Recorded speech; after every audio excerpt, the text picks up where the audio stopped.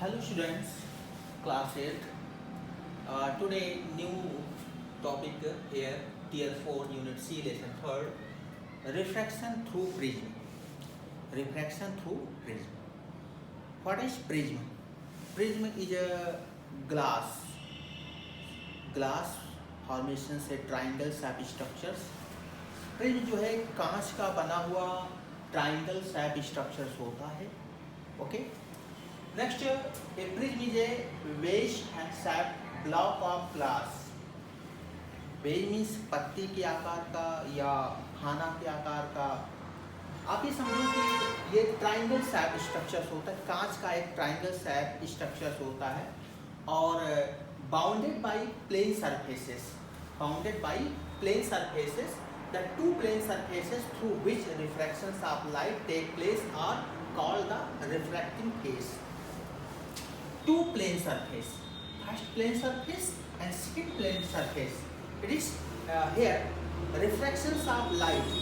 तो ऐसे फेस को हम क्या कहते हैं? हम कहते हैं refracting phase. क्या कहते हैं? refracting phase.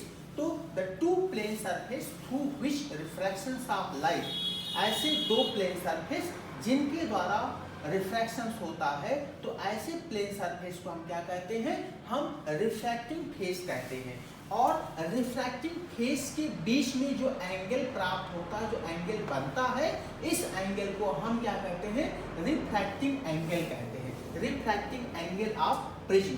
तो यहाँ पे क्या है कि refracting phase and the angle between them two known as the refracting angle of the prism. Next, the face opposite to the refracting angle. इस refracting angle के opposite मतलब ये नीचे वाले फेस को हम क्या कहते हैं? बेस कहते हैं, आधार कहते हैं. Base of the prism. Base of the prism. तो ये दो फेस आपको क्या है? ये रिफ्रैक्टिंग फेस है. और रिफ्रैक्टिंग फेस के बीच में जो बने एंगल को हम रिफ्रैक्टिंग एंगल ऑफ प्रिज्म कहते हैं. And refracting angle of prism के अपोजिट साइड जो फेस आता है उसको हम बेस ऑफ द प्रिज्म कहते हैं. क्या कहते हैं? Base of the prism. तो फिर से देखिए, बोथ रिफ्रैक्टिंग फेस के बीच में बनने वाले एंगल को refracting angle of A prism. And next, refracting angle of prism के अपोजिट साइड को हम क्या कहते हैं बेटा? हम बेस ऑफ द प्रिज्म कहते हैं. इतना समझ में आ गया? Next, refraction process. When A ray of light आप पर्टिकुलर किसी भी कलर की कोई लाइट जो है वो दोनों रिफ्रैक्टिंग फेस पे आती है, तो यहाँ पे क्या है कि incident obliquely on one of the refracting faces of the prism, it undergoes reflections at both the surface one after the other and finally emergent out when incident ray are fall down the one refracting phase. Next, refraction and next refracting phase after refractions. तो finally जो रे निकलती है, इस रे को हम क्या कहते हैं? इमर्जेंट रे कहते हैं. क्या कहते हैं? Emergent ray. तो this is the incident ray. और ये इंसिडेंट रे जब प्रिज्म से बाहर निकलती है तो इमर्जेंट रे कहते हैं. तो यहाँ पे जो रिफ्रैक्शन है वो रिफ्रैक्शन दोनों फेस पे होता है, ना कि एक ही फेस पे. दोनों फेस पे रिफ्रैक्शन होता है. तो both refracting surfaces have refractions. Next, finally they are out come from prism. It is called the emergent ray.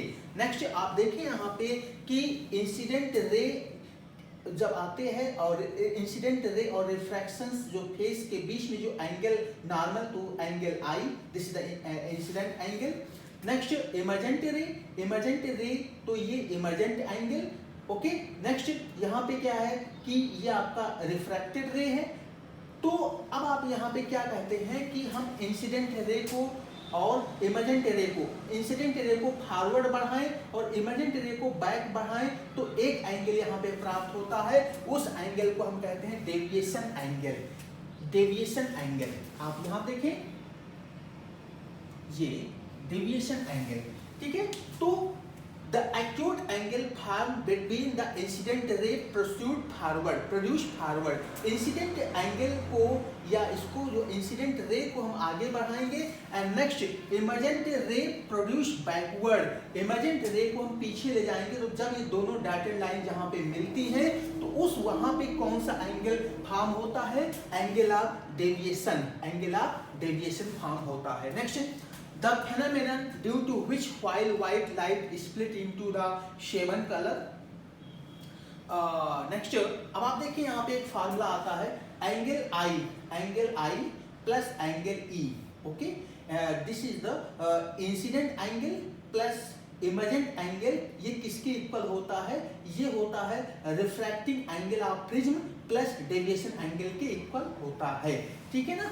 Next, when a white light passed through a prism, it is split into 7 color.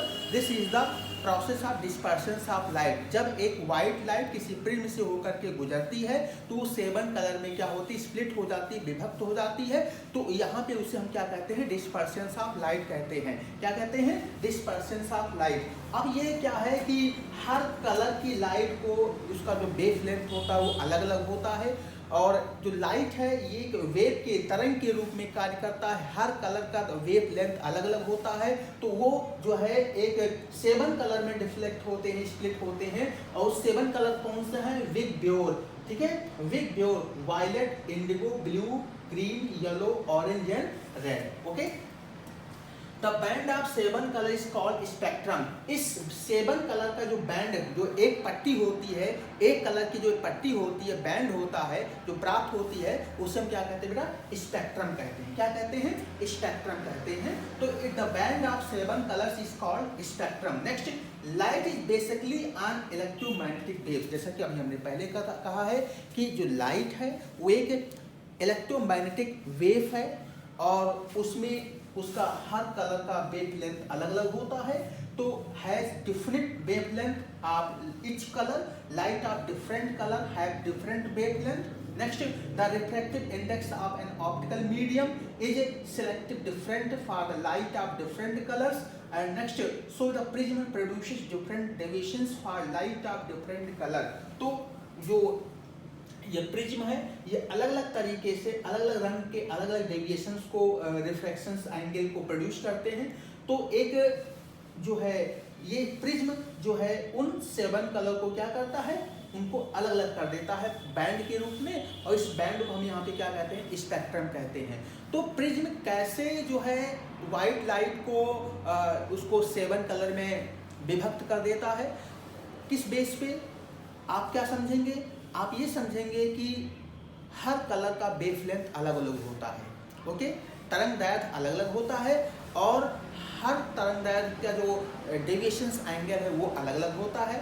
Okay, तो इस base पे जो ये prism है वो wave length के different होने से, हर कलर के वेव लेंथ के डिफरेंट होने से ये उन वेव लेंथ के जो है उस एंगल को अलग अलग कर देता है, जिससे इसके कारण ये जो कलर हैं वो भी डिफ्लेक्ट हो जाते हैं, स्प्लिट हो जाते हैं, विभक्त हो जाते हैं। इस तरह हमें 7 बैंड प्राप्त होते हैं, 7 पट्टी जो है स्पेक्ट्रम प्राप्त होते हैं व्हाइट लाइट। तो when white light pass through a prism it is split into 7 colour. This is called dispersion of light. Okay, next, under moist weather conditions.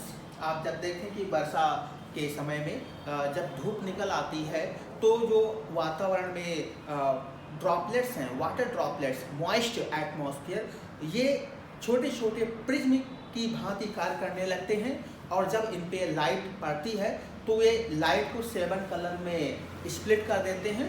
तो रेनबो, इंद्रधनुष का बनना जो है वो भी एक रिफ्लेक्शंस का एग्जाम्पल है। और वहाँ पे प्रिज्म कौन कार्य करता है? जो स्मॉल ड्रॉपलेट्स ऑफ वाटर हैं वो prism as use of the prism और से when a light of fall down it is split into 7 colour and form of the 7 colour band long way, it is rainbow. वो क्या होता है? Rainbow होता है। Next, Newton's colours disc. Newton ने एक एक्सपेरिमेंट किया। क्या किया कि एक सर्किल लिया, एक स्फेयर ऑब्जेक्ट लिया, गोलाकार ऑब्जेक्ट लिया, उसको 7 बैंड में क्या कर दिया, 7 कलर से उन्होंने पट्टी जो है डिजाइन, रेड ग्रीन येलो ऐसे उन्होंने डिजाइन कर दिया, बना दिया। और जब उसको हाथ से जो है उन्होंने मूव किया इस बड़ी फ्री हाई स्पीड से, तो वो क्या हुआ कि 7 कलर नहीं दिखाई दिया, 7 कलर नहीं दिखाई दिया, वो क्या दिखाई दिया, एक वाइट डिस्क दिखाई दिया। ठीक है, वाइट डिस्क पूरा वाइट हो गया। ये 7 कलर किस में हो गया, वाइट। तो इस एक्सपेरिमेंट से ये क्या किया कि 7 कलर जो होते हैं वो 7 कलर मिल करके क्या बना लेते हैं, वाइट कलर। तो वाइट कलर में, वाइट अर्थात सनलाइट किस कलर का होता है, मेनली वाइट कलर का होता है। तो उसमें कितने कलर मिक्स होते हैं, 7 कलर। और इसी कारण जब उसको हम प्रिज्म में से गुजारते हैं तो 7 कलर में क्या होते हैं, स्प्लिट हो जाते हैं, विभक्त हो जाते हैं। ठीक है ना। तो ये आप जो है इस पूरे को अपने नोट्स बुक पे राइट कीजिएगा और उसको लर्न कीजिएगा। ठीक है, ओके, थैंक यू।